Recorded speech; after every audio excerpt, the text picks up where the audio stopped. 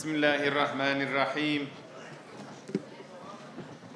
Elhamdülillahi Rabbil alemin. Vessalatu vesselamu ala eşrafil enbiyai vel murselin.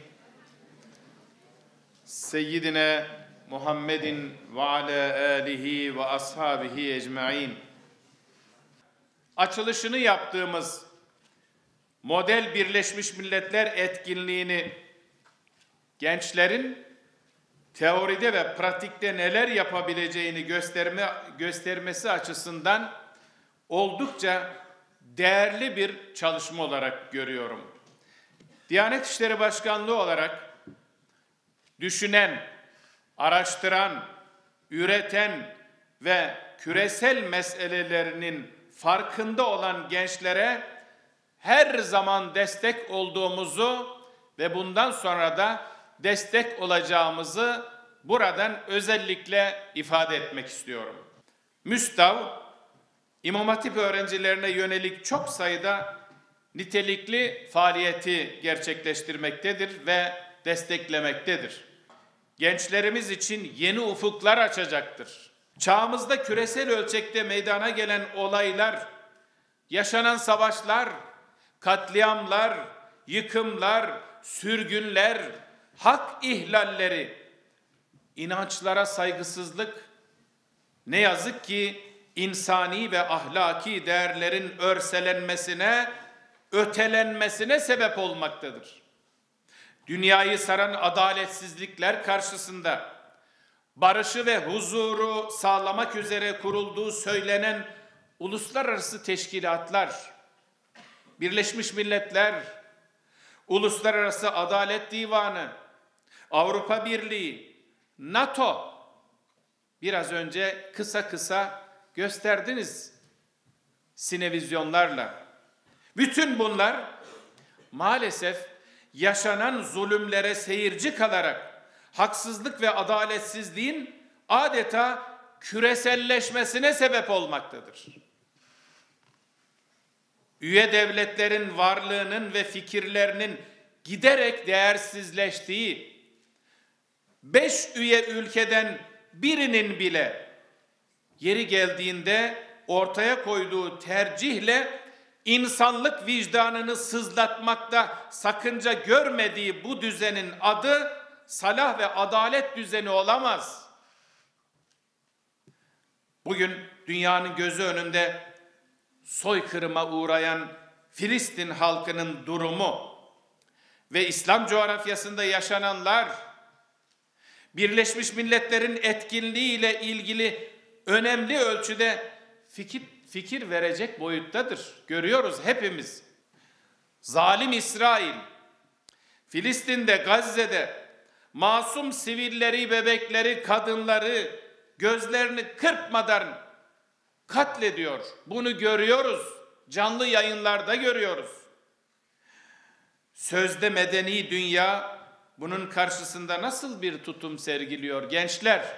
Hani dünyada birlikte yaşama tecrübesini ortaya koyacaktı sözde medeni ülkeler? Nerede?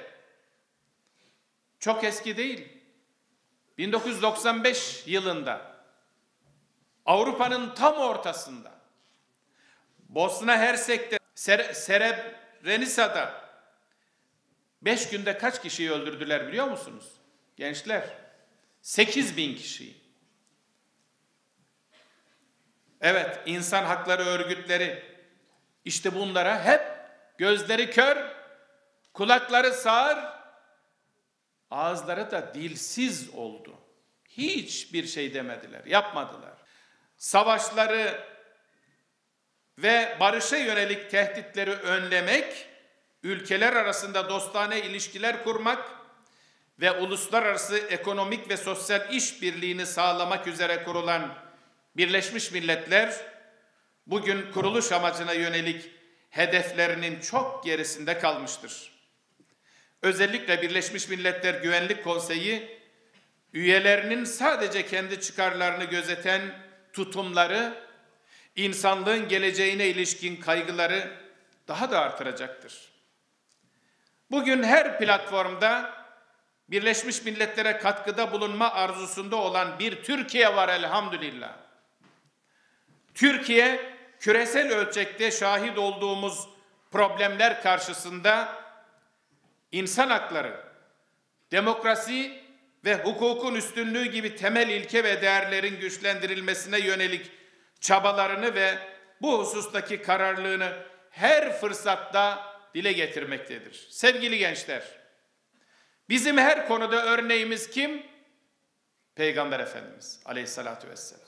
Peygamber Efendimiz daha 20'li yaşlarda bir genç iken, henüz kendisine vahiy de gelmemişken, Hilful Fudul isimli barış teşkilatına delege olarak katılmıştı. Sizler de delegesiniz ya.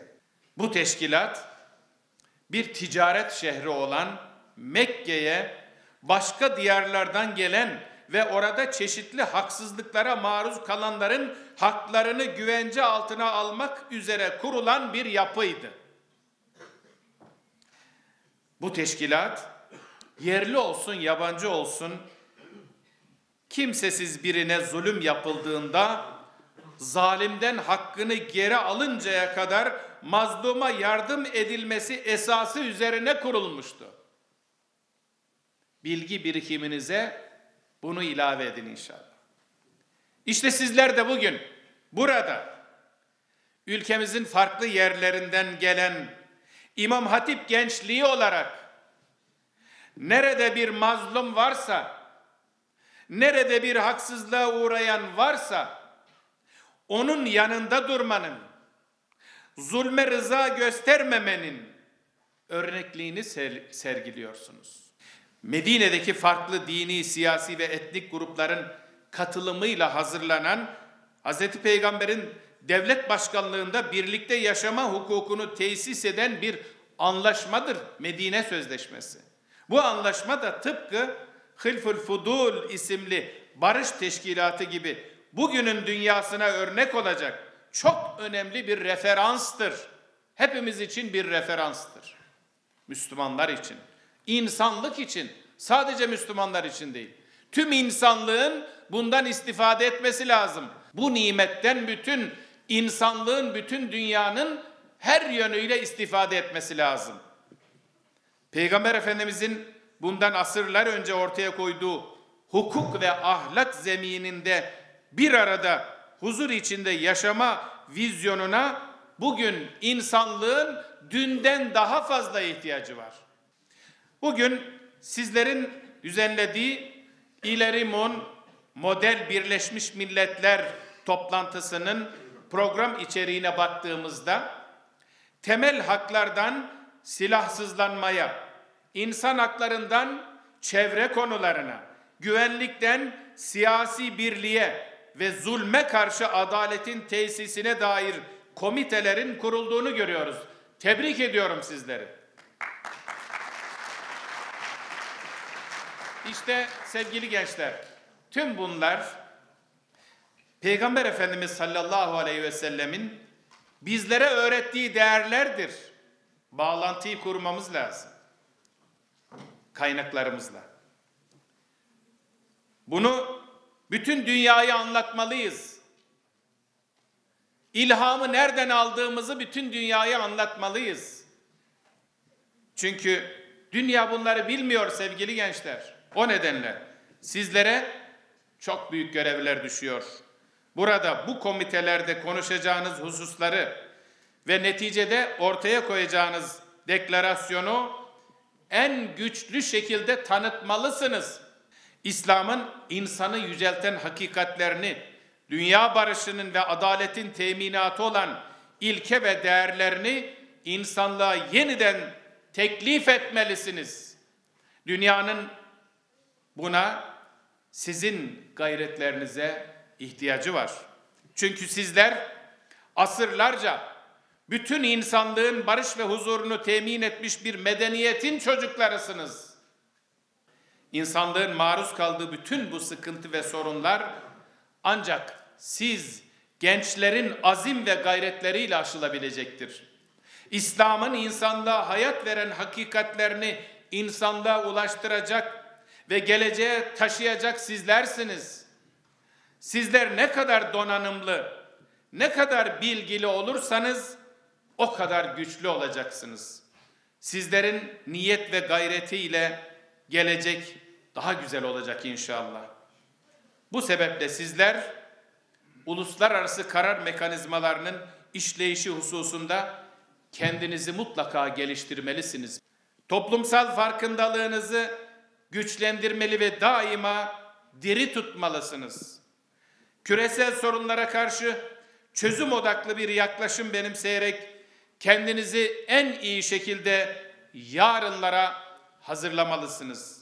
Daha adil, daha güzel ve daha müreffeh bir dünyanın inşası için var gücünüzle çalışmalısınız sevgili gençler. Fotoğraf çekimi için sahneye bekliyoruz.